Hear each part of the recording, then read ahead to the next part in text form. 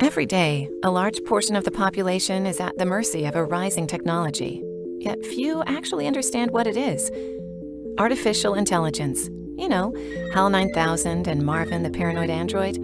Thanks to books and movies, each generation has formed its own fantasy of a world ruled, or at least served, by robots. We've been conditioned to expect flying cars that steer clear of traffic and robotic maids whipping up our weekday dinner.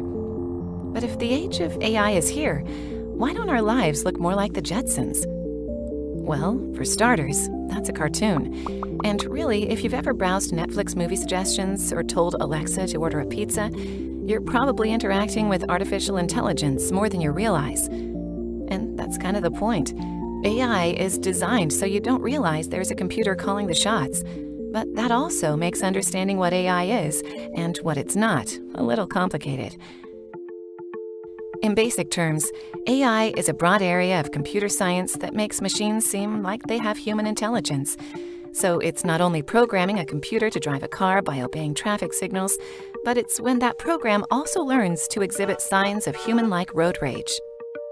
As intimidating as it may seem, this technology isn't new. Actually, for the past half a century, it's been an idea ahead of its time. The term artificial intelligence was first coined back in 1956 by Dartmouth professor John McCarthy. He called together a group of computer scientists and mathematicians to see if machines could learn like a young child does, using trial and error to develop formal reasoning. The project proposal says they'll figure out how to make machines use language, form abstractions and concepts, solve kinds of problems now reserved for humans, and improve themselves. That was more than 60 years ago. Since then, AI has remained for the most part in university classrooms and super-secret labs, but that's changing. Like all exponential curves, it's hard to tell when a line that's slowly ticking upwards is going to skyrocket. But during the past few years, a couple of factors have led to AI becoming the next big thing. First, huge amounts of data are being created every minute. In fact, 90% of the world's data has been generated in the past 2 years. And now, thanks to advances in processing speeds, computers can actually make sense of all this information more quickly. Because of this, tech giants and venture capitalists have bought into AI and are infusing the market with cash and new applications.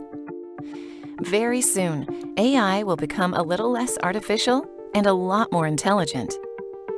Now the question is, should you brace yourself for yet another Terminator movie live on your city streets? Not exactly. In fact, stop thinking of robots.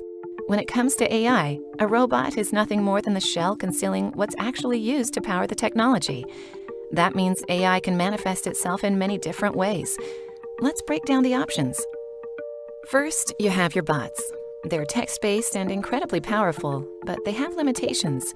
Ask a weather bot for the forecast, and it will tell you it's partly cloudy with a high of 57. But ask that same bot what time it is in Tokyo, and it'll get a little confused. That's because the bot's creator only programmed it to give you the weather by pulling from a specific data source. Natural language processing makes these bots a bit more sophisticated.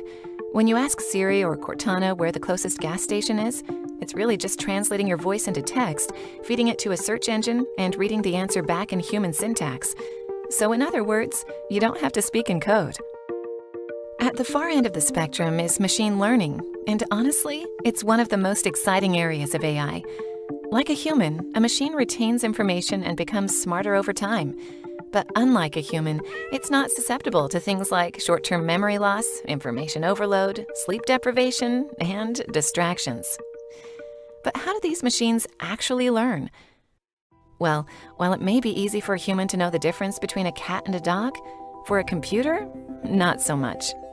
You see, when you're only considering physical appearance, the difference between cats and dogs can be a little gray. You can say cats have pointed ears and dogs have floppy ears, but those rules aren't universal.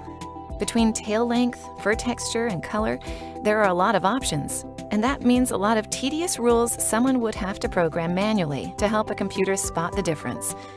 But remember, machine learning is about making machines learn like humans. And like any toddler, that means they have to learn by experience. With machine learning, programs analyze thousands of examples to build an algorithm. It then tweaks the algorithm based on if it achieves its goal. Over time, the program actually gets smarter. That's how machines like IBM's Watson can diagnose cancer, compose classical symphonies, or crush Ken Jennings at Jeopardy! Some programs even mimic the way the human brain is structured, complete with neural networks that help humans, and now machines, solve problems.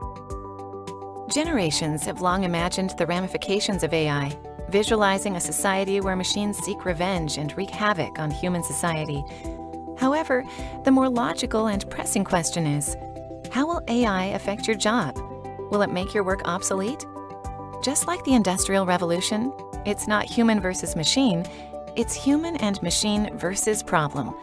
The point is that artificial intelligence helps you accomplish more in less time, taking on the repetitive tasks of your job while you master the strategy and relationships. That way, humans can do what they do best: be human.